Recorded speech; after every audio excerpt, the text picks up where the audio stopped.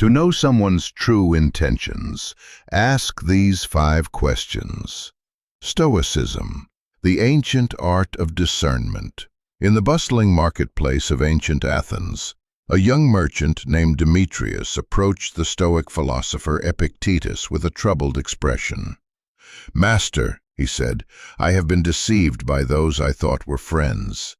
How can I know who to trust?"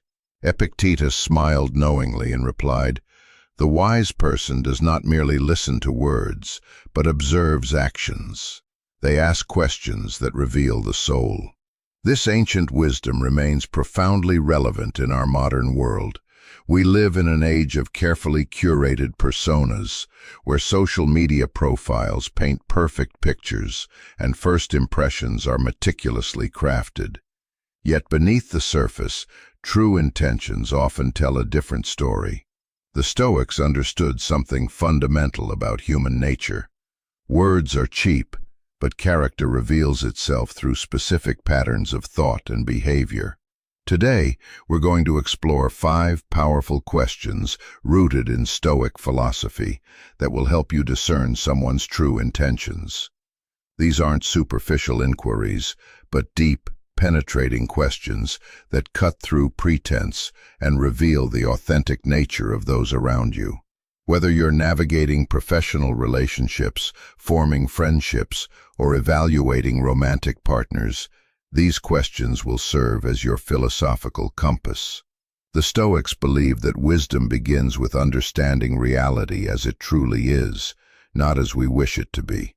By the end of this exploration, you'll possess tools that have been refined over 2 millennia, questions that expose character, reveal values, and illuminate intentions. Let's begin our journey into Stoic discernment. Question 1.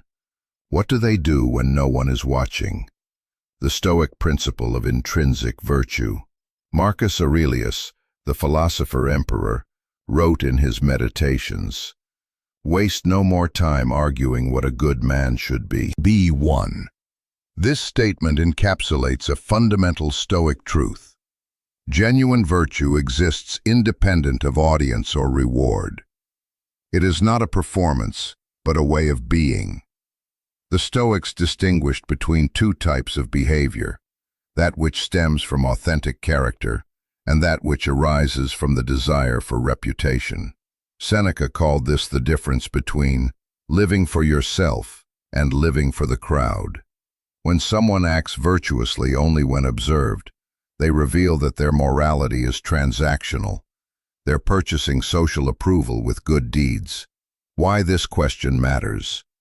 In our surveillance society, where cameras capture our public moments and social media broadcasts our best angles, the question of who we are in private has never been more relevant. The true test of character isn't how someone behaves at a charity gala or in a professional setting where reputation is at stake.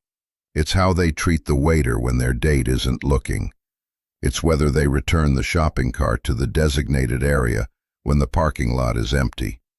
It's what they do with the wallet they find on the street when no reward is offered. People with pure intentions maintain consistency between their public and private selves. They don't fragment their personality based on who's observing.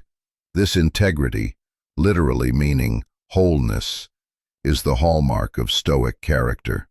How to observe this in practice? You cannot directly witness someone's private behavior, but you can look for revealing signs. Watch for small, unguarded moments. When someone thinks they're not being observed or evaluated, their authentic self emerges. Do they mock the homeless person after expressing concern for social justice? Do they cut corners on work when the boss is away? These moments are windows into true character. Listen to their stories about solitude. How does someone spend their time alone? Do they engage in self-improvement, reflection, and meaningful activities? Or do their private hours revolve around escapism and immediate gratification? The Stoics believe that how we use our solitude reveals our relationship with ourselves. Notice their relationship with temptation. When presented with an opportunity to benefit themselves at another's expense, with no risk of being caught, what do they choose? Epictetus taught that every moment of temptation is a test that we administer to ourselves. Observe their treatment of those with no power. The Stoics particularly emphasized how people treat those who cannot benefit them: servants, subordinates, children, animals. Marcus Aurelius noted that cruelty to those without power reveals a soul corrupted by the illusion of superiority. The deeper philosophy. This question connects to the Stoic concept of living in accordance with nature, specifically, human nature as rational and social beings. Our nature calls us toward virtue, regardless of external validation. When someone requires an audience for their goodness, they misunderstand the fundamental purpose of ethical behavior. The Stoic sage acts virtuously, not for reward, reputation, or recognition, but because virtue is its own reward. It aligns us with the rational order of the universe and brings us into harmony with our truest selves. Someone who behaves differently when unobserved has not internalized this understanding. They view morality as a tool rather than a truth. Question 2. How do they handle adversity and failure? The Stoic view of misfortune. The impediment to action advances action. What stands in the way becomes the way, wrote Marcus Aurelius. This paradoxical statement represents one of Stoicism's most transformative insights. Obstacles are not merely challenges to overcome, but opportunities for growth and character revelation. The Stoics understood that life's inevitable difficulties serve as a crucible for the soul. Seneca even went so far as to say that we should welcome misfortune as a training ground for virtue, writing, "Disaster is virtue's opportunity." This isn't masochism. It's profound realism about human development. Character is forged in fire, not in comfort. Why this question reveals true intentions. Anyone can be pleasant when life is going well. Genuine character emerges under pressure. When someone faces setbacks, disappointments, or failures, their true nature surfaces. Do they blame others, make excuses, and play the victim? Or do they take responsibility, learn from experience, and maintain their integrity? People with good intentions view failure as information, not identity. They understand that setbacks are inevitable, and that their response, not the event itself, determines their character. Those with questionable intentions, however, use adversity as an excuse to abandon their principles. They become bitter, vindictive, or manipulative when things don't go their way. Observing responses to adversity. The blame game versus ownership. Listen carefully when someone explains their failures.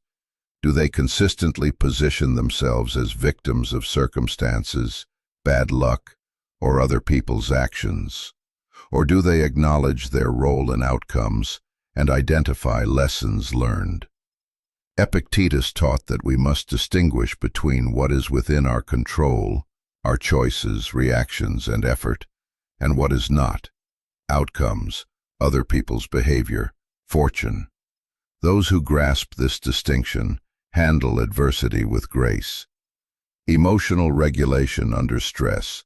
The Stoics didn't advocate for emotionlessness, but for appropriate emotional response. When facing difficulty, does this person maintain their composure and rationality? Or do they lash out, become paralyzed, or engage in destructive behavior? Someone's emotional resilience reveals their philosophical foundation. Do they believe they're entitled to an easy life?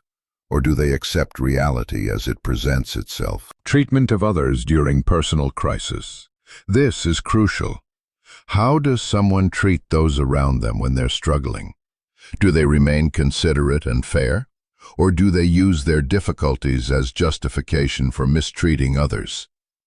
Marcus Aurelius reminded himself daily that other people are dealing with their own challenges, and we must extend grace accordingly.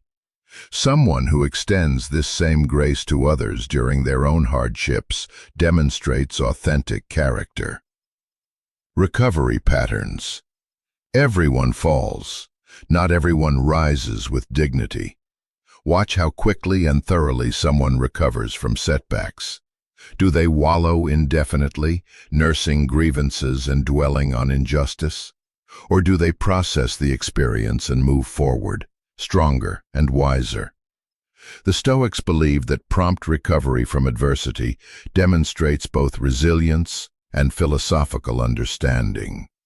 The philosophical foundation. This question connects to the Stoic dichotomy of control, arguably their most practical teaching. We control our beliefs, desires, and actions. We don't control outcomes, other people, or external events. Someone who has internalized this truth maintains equanimity in the face of adversity because they understand that external circumstances don't diminish their essential capacity for virtue. Furthermore, the Stoics believe that our response to adversity is actually more important than the adversity itself. As Epictetus famously stated, "It's not what happens to you, but how you react to it that matters." When you observe someone's reaction to difficulty, you're witnessing their philosophical operating system in action. Good intentions paired with Stoic wisdom produce resilience, learning, and growth. Questionable intentions paired with poor philosophy produce blame, bitterness, and stagnation. Question 3. What do they say about others when they're not present? The Stoic understanding of speech and character. "The tongue talks at the head's cost," wrote a Stoic proverb. The ancient philosophers understood that speech is not separate from character, but rather its expression. Every word we utter reveals something about our internal state, our values, and our intentions toward others. Marcus Aurelius wrote extensively about the importance of honest, beneficial speech. He advised speaking only when necessary and ensuring that words improve upon silence. This wasn't about timidity, but about intentionality, recognizing that communication has profound ethical dimensions. Why this question is critical. How someone speaks about others in their absence is perhaps the most reliable indicator of their character and intentions. It's easy to be complimentary to someone's face. It costs nothing and often yields benefits. But what someone says when that person can't hear them, that reveals the truth. Consider this. If someone gossips maliciously about others to you, they almost certainly gossip about you to others. If they betray confidences, exaggerate flaws, or take pleasure in others' misfortunes when speaking with you, you're witnessing their pattern of behavior, not an exception. The Stoics understood that character is consistent. How we treat one person reflects how we'd treat anyone given similar circumstances. Patterns to observe. The gossip versus the guardian.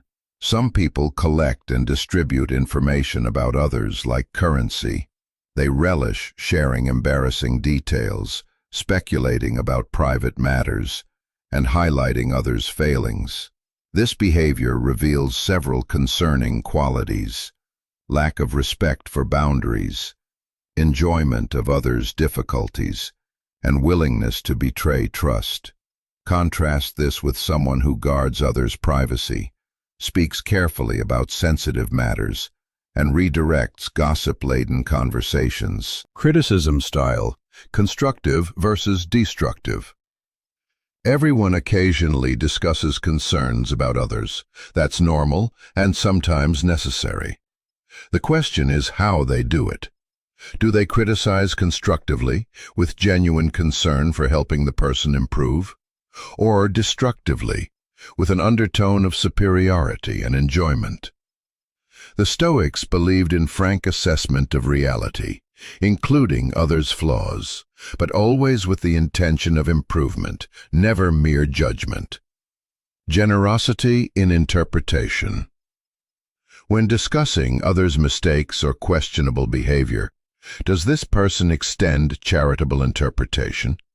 Do they consider context, assume good faith, and acknowledge the complexity of situations?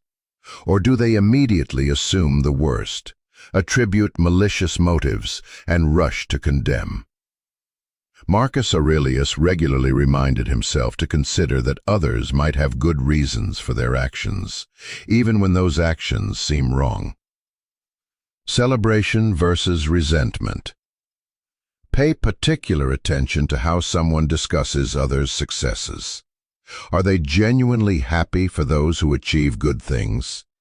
Or do they downplay accomplishments, find flaws in the achievement, or suggest the success was undeserved?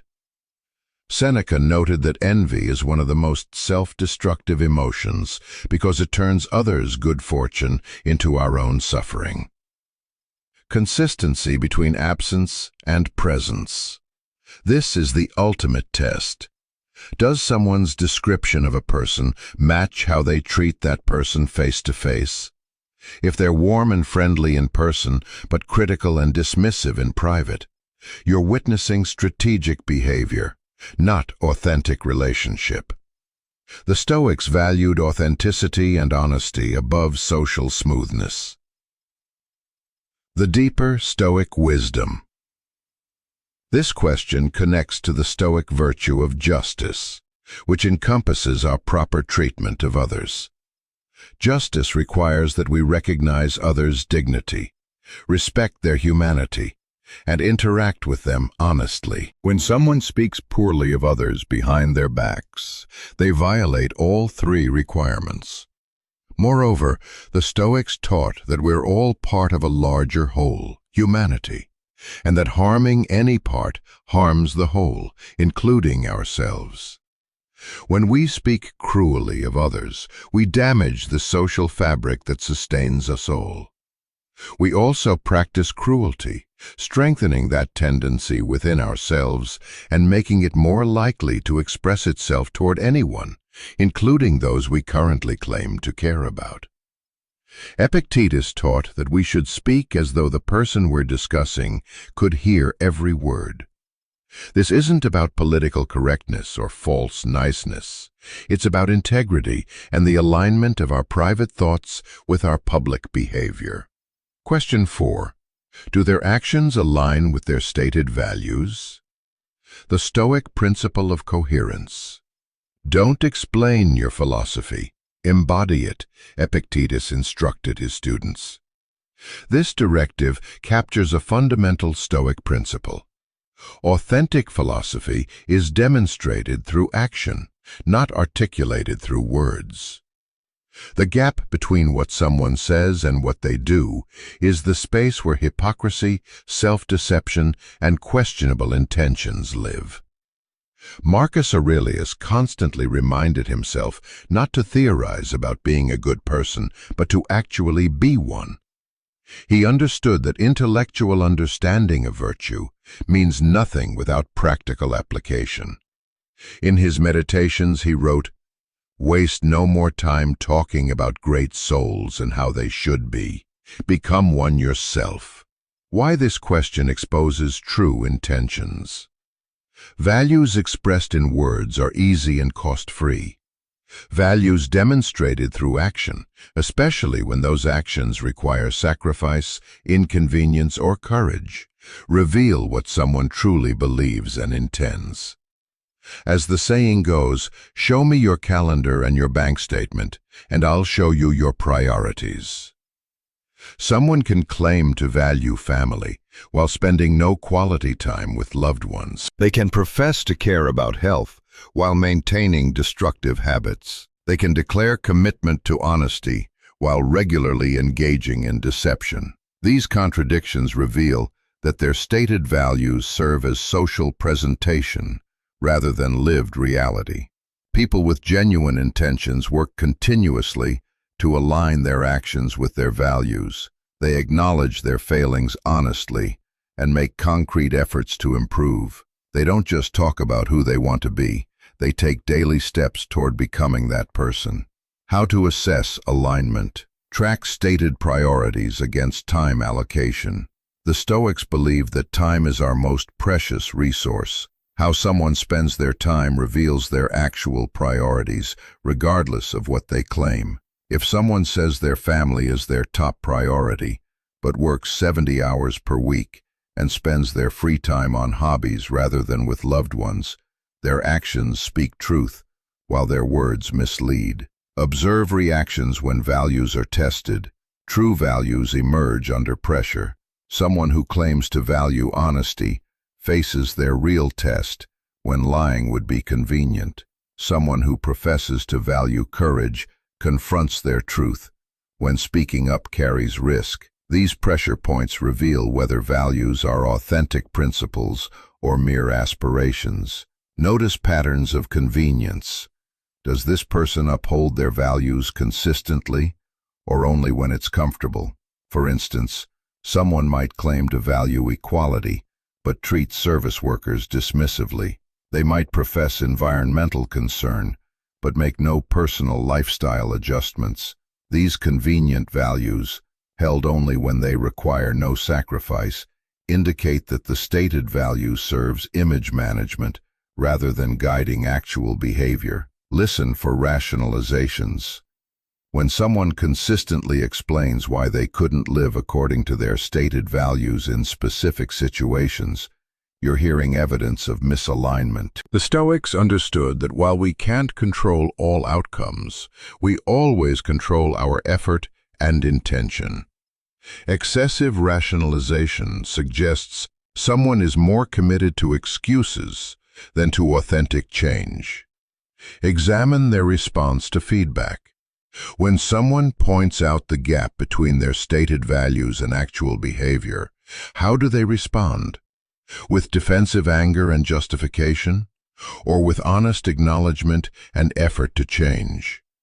This response reveals whether their values are genuinely held principles, open to refinement, or merely social performance, resistant to criticism. The Stoic Foundation. This question directly addresses the Stoic concept of practical wisdom, the ability to translate philosophical understanding into appropriate action. The Stoics insisted that philosophy must be lived, not merely studied. In fact, they viewed philosophy as primarily a way of life, with theoretical understanding serving the practical goal of living virtuously. Seneca wrote about this extensively, criticizing those who engage with philosophy as intellectual entertainment rather than transformative practice. He asked pointedly, "What good are principles if they don't shape how you live?" Furthermore, the Stoics believe that virtue is unified. Someone cannot be courageous in one area and cowardly in another, or just in one domain and unjust in another. Genuine virtue permeates all aspects of life. When you observe someone's actions across different domains, you're assessing whether their professed values represent authentic character or situational performance. The alignment between stated values and demonstrated behavior is ultimately about integrity, that quality of wholeness where the public self, private self, stated beliefs, and actual practices all cohere into a unified character. Question 5. How do they treat those who can do nothing for them? The Stoic vision of human brotherhood.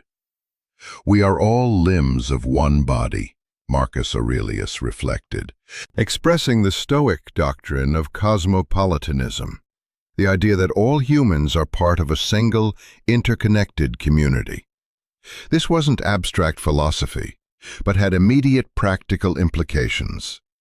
Every human being deserves respect and consideration, regardless of their status, power, or utility to us. The Stoics rejected the common social hierarchies of their time. insisting that a slave could be freer than an emperor if the slave possessed wisdom, while the emperor remained enslaved by desire and fear. True character recognizes the inherent dignity of all people, not just those who can advance our interests. Why this question is the ultimate test. This might be the most revealing question of all.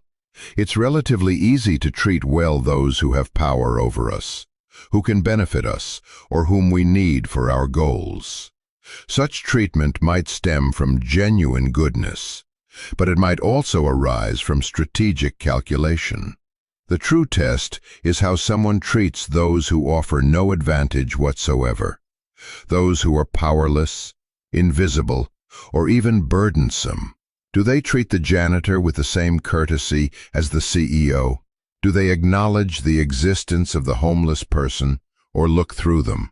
Do they speak kindly to the customer service representative who's following company policy they disagree with? These interactions reveal whether someone's goodness is authentic or transactional. People with genuine good intentions extend basic human dignity to everyone because they recognize shared humanity. Those with questionable intentions reserve their good treatment for those who matter to their agenda, revealing that their niceness is instrumental rather than principled. Specific scenarios to observe: service workers and subordinates. How does someone treat waitstaff, drivers, cleaners, receptionists, and others in service roles? Do they make eye contact, say please and thank you, and acknowledge these workers as full human beings? Or do they treat them as functionaries, means to an end, rather than people with inherent dignity? The Stoics would view the latter behavior as a fundamental failure of character, regardless of how well someone treats their peers and superiors. People who are struggling. How does this person respond to those experiencing homelessness, addiction, mental health crises, or severe poverty? Do they extend compassion and maintain their humanity when encountering human suffering? Or do they dismiss, judge, or worst of all, treat these vulnerable people as problems to be avoided, rather than humans deserving consideration? Those who make mistakes affecting them. When a server brings the wrong order, when someone bumps into them accidentally, when a trainee makes an error, how do they respond? With patience and understanding, recognizing that mistakes are human, or with disproportionate anger and harsh treatment? The Stoics taught that wise people maintain equanimity toward life's minor frustrations, understanding that everyone makes errors, and that our response says more about us than the mistake says about them. Animals and the environment.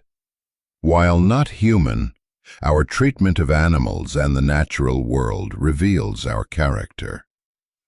Do they show casual cruelty to animals, disregard for the environment, or do they extend their circle of consideration beyond immediate human utility? Marcus Aurelius wrote about humans' place within nature, not as dominators, but as participants in a larger order. People they disagree with. Can someone disagree with others' views while still treating them with basic respect? Or do ideological differences justify dismissive or cruel treatment? The Stoics valued rational discourse and believed that while we should stand firm in our principles, we should recognize that others are doing their best with their current understanding. The philosophical core. This question connects to the Stoic virtue of justice in its most fundamental form, treating all humans as fellow participants in the universal community. It also relates to the Stoic practice of recognizing what the philosopher Pierre Hadot called the view from above, stepping back to see ourselves and others as small parts of a vast cosmos, which naturally cultivates humility and compassion. Epictetus, who himself was enslaved for much of his early life, taught that external status is irrelevant to human dignity. A person's essential nature, their capacity for reason and choice, exists regardless of their social position. Someone who has truly internalized this understanding treats all people with baseline respect, because they recognize that social hierarchies are temporary and ultimately meaningless compared to the shared humanity that unites us. Moreover, how we treat those who can't benefit us reveals whether our good behavior stems from virtue, which is always active and universal, or from strategic advantage-seeking, which activates only when beneficial. The person with authentic good intentions doesn't perform a cost-benefit analysis before deciding whether to treat someone decently. They extend human dignity universally because that's who they are, not because of what they might gain. Integrating Stoic discernment into your life.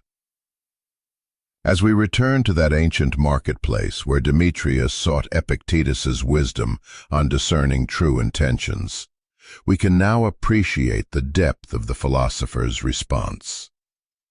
These 5 questions aren't mere tricks or techniques. They're windows into character, revealing the philosophical foundation upon which someone builds their life. The questions as a unified system. Notice how these 5 questions work together, each illuminating different aspects of intention and character. The first question, what someone does when unobserved, reveals whether their virtue is authentic or performative.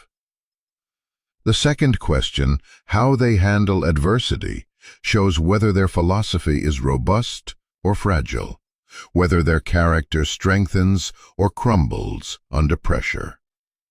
The third question, how they speak of others, demonstrates their respect for human dignity and their understanding of community.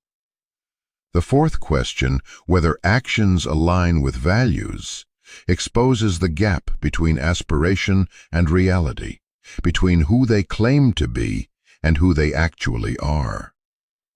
The fifth question, how they treat those who can't benefit them, provides the ultimate test of whether their goodness is universal or strategic. Together, these questions create a comprehensive assessment framework based on Stoic principles that have proven their worth across 2 millennia. Applying this wisdom practically. You don't need to interrogate people explicitly with these questions. Instead, use them as an observational framework. Over time, as you interact with someone, you'll gather data points that answer these questions indirectly. A pattern will emerge, either one of consistent character and genuine intentions, or one of misalignment and questionable motives. Be patient in your assessment. The Stoics valued careful judgment. Don't rush to conclusions based on isolated incidents. Look for patterns across time and circumstances. Everyone has bad days and makes mistakes. What matters is the overall trajectory and the predominant pattern. Apply these questions to yourself. Stoicism is fundamentally about self-improvement.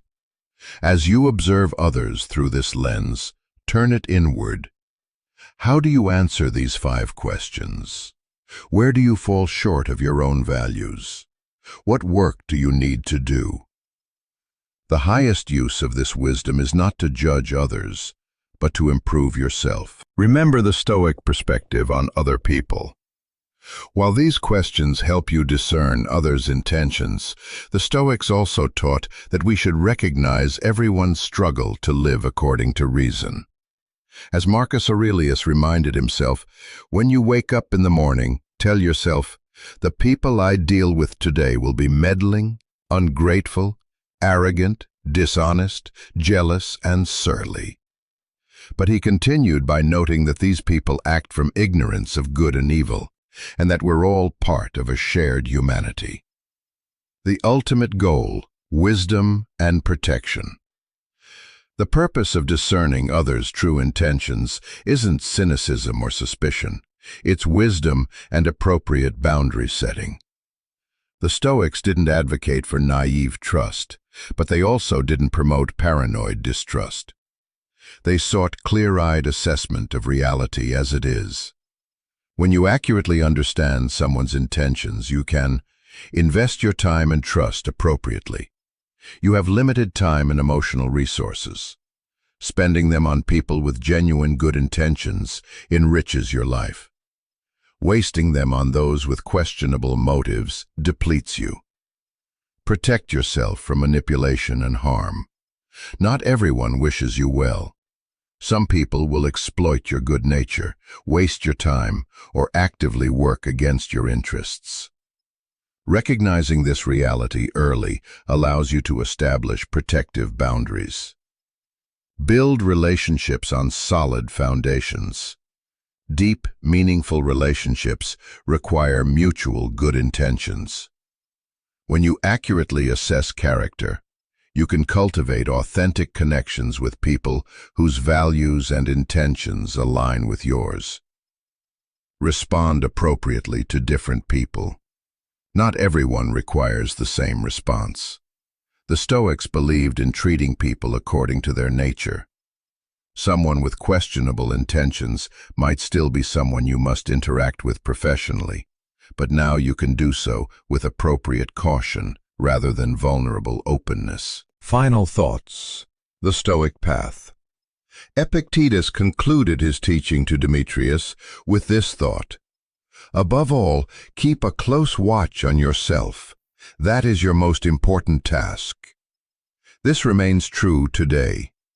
While these 5 questions will help you discern others' intentions, your ultimate responsibility is to your own character.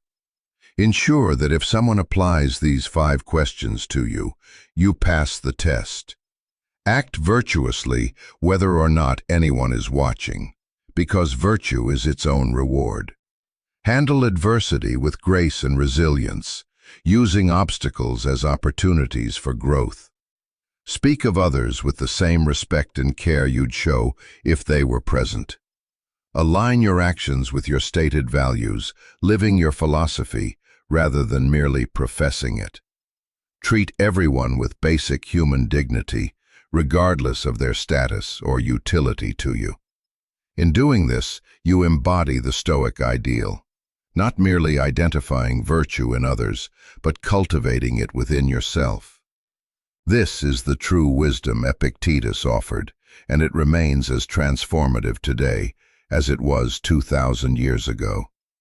The ancient Stoics understood that life is short, time is precious, and we become like those with whom we associate. Choose wisely, observe carefully, but above all, be the kind of person whose intentions need no concealment, whose character shines as brightly in the darkness as in the light, and whose actions speak more eloquently than their words ever could. This is the Stoic path to discerning true intentions, in others and in yourself. Walk it with wisdom, patience, and commitment to virtue. The questions are your tools. Your character is your destination. Waste no more time arguing about what a good man should be. Be one. Marcus Aurelius.